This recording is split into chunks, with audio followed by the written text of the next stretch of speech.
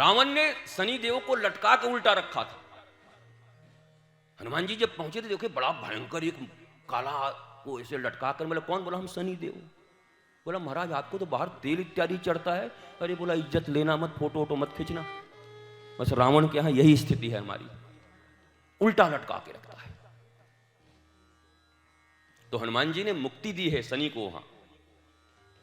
और फिर शनि ने कहा कि मैं तो जिसको देख दूं साढ़े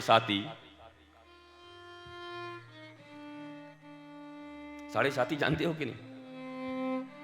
2.5 साल तक बुद्धि खराब रहती, फिर 2.5 साल तक पेट खराब रहता है, और फिर 2.5 साल तक उसका पांव स्थिर नहीं रहता, चंचल रहता है। इतना तो काफी है सब बना बनाए बिगाड़ने के लिए।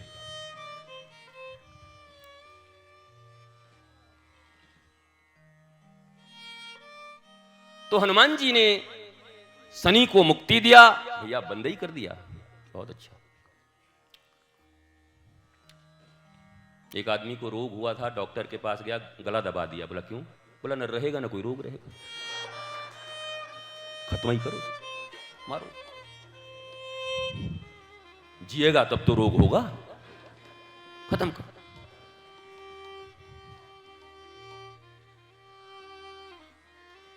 तो शनि ने हनुमान जी को कहा कि हे हनुमान जी,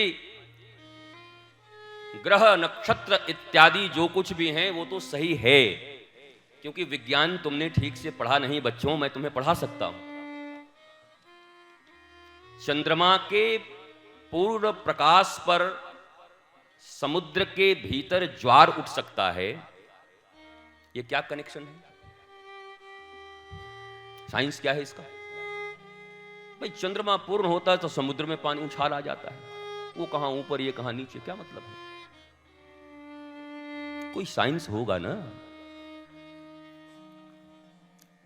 केवल समुद्र में नहीं आता, जल जहां भी है, जल का चंद्र के साथ संबंध ऐसा है इन दो ग्रहों का।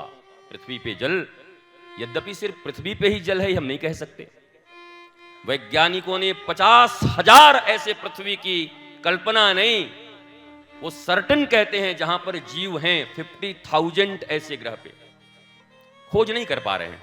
अलग बात है, कर ही लेंगे। देव गंधर्व किन्नर नाग पुंसवन पाताल, ये जो सब कल्पनाएं की गई आपके शास्त्रों में, कल्पना नहीं, वो हकीकत है। लेकिन मैं ये सब बोल के भी क्या फायदा, हकीकत है, इसका खोज कौन करने जा रहा है?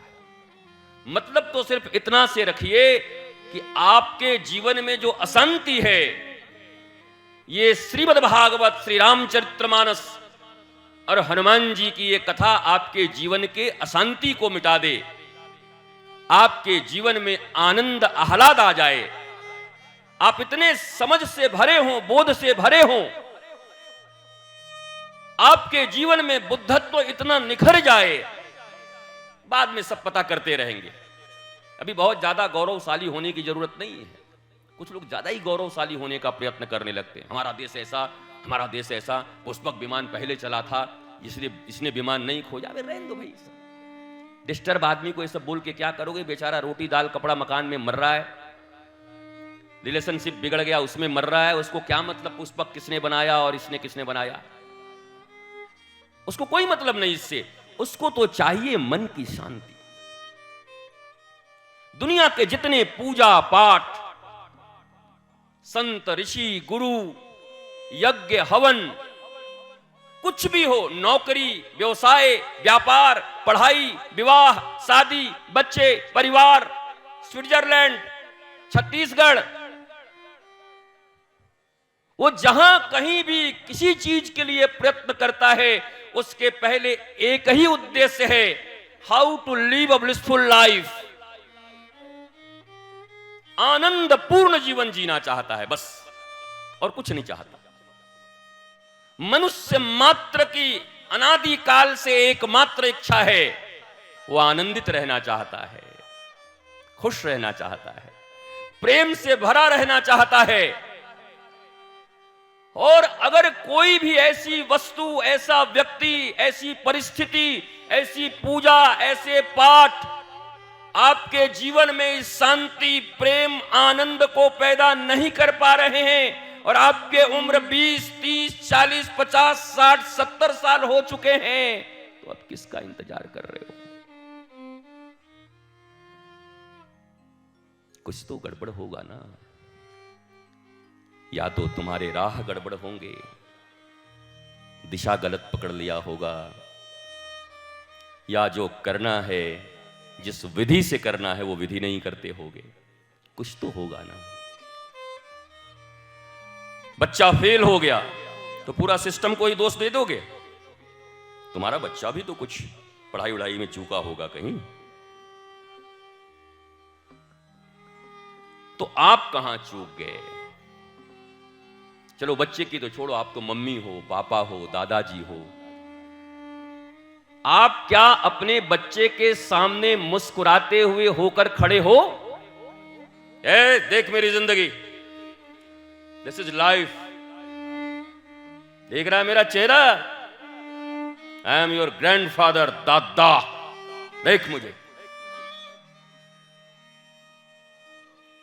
चेहरे पे मेरी मुस्कुराहट देख, भीतर में आनंद देख, भीतर में आह्लाद देख। तो दादाजी से भी अगर धीरे से पूछ लोगे कि दादाजी कैसा चल रहा है, सब ठीक है, लेकिन अब वो पुरानी पूछ नहीं रह गई हमारी। फिर वही पूछ हनुमान जी वाली। दादाजी भी अगर दुखी हैं, दादी भी दुखी हैं, बोला हमारा जमाना था तो हमारी बहू ऐसा नहीं बोला करती थी, अब बताओ बहू की बहू ऐसे हमें बोल रही। पूछ कम हो गई है। अब मैं आपसे पूछता हूं कि 70 साल की जिंदगी आपको परमात्मा ने दी, कोई बेईमानी नहीं किया ईश्वर ने आपके साथ। मन वही दिया, तन दिए, धन फन छोड़ो, धन तो सुदामा के पास भी नहीं था, मौज में था। जना के पास नहीं था, मौज में थे। कबीर के पास नहीं था, कपड़े बना के बेचते थे, 3 दिन के बाद भोजन इत्यादि होता था। तुकाराम के पास नहीं था। तो ये भी नहीं कह सकते अरे आप प्रवचन करिए ना, आप तो गाड़ी पे घूम रहे हैं, आपको क्या है।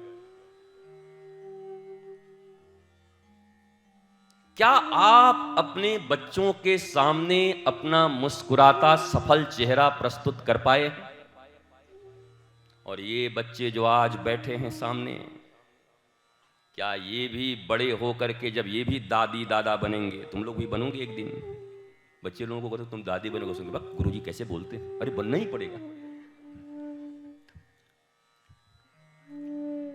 फिर क्या तुम अपने आने वाली उन पीढ़ियों के सामने वो हंसता हुआ चेहरा तुम प्रस्तुत कर पाओगे?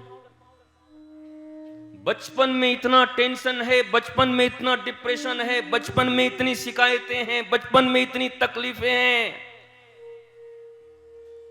हृदय के खेत में बार बार उसी की खेती हो रही है, चिड़चिड़ाहट का, दुख का, अभाव का, डिप्रेशन का, तनाव का। तो रोपे पेड़ बबूल का तो आम कहां ते होए।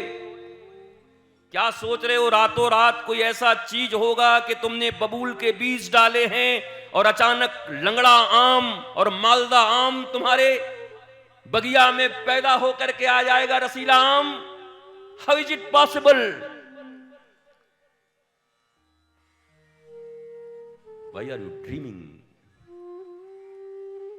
ये ड्रीम है ना। यथार्थ में आओ, सत्य में आओ। हमारे शास्त्र, भगवान श्री राम, कृष्ण, हनुमान जी, ये सत्य है, ये ड्रीम नहीं है, ये स्वप्न नहीं है। तुम स्वप्नों में जी रहे हो, वो सत्य में है। और सत्य के साथ जब तक तुम्हारा संबंध नहीं होता, तब तक तुम्हारे सपने तुम्हें रुलाते रहेंगे। ध्यान से सुन लो,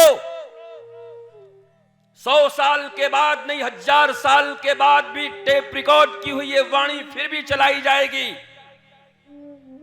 जैसे उन प्राचीन ऋषियों के लिखे हुए पुस्तकों को शास्त्र के रूप में स्वीकार किया है तुमने, हजारों साल के बाद भी ये वाणी उतनी ही शाश्वत सत्य रहेगी जितनी आज है। हजारों साल के बाद यही प्रश्न उन लोगों के सामने भी खड़ा होगा जो सत्य को इग्नोर करके छाया के साथ रहकर इमेजिनरी वर्ल्ड में अपने आप को ब्लिसफुल करना चाहते हैं, सुखी करना चाहते हैं। और ये चुटकियों का खेल है। डरना मत। अच्छा, हम लोग इतने दूर निकल आए हैं, अब क्या होगा? डोंट वरी, ये खेल चुटकियों का है। कहते हैं जब जगे तब सवेरा,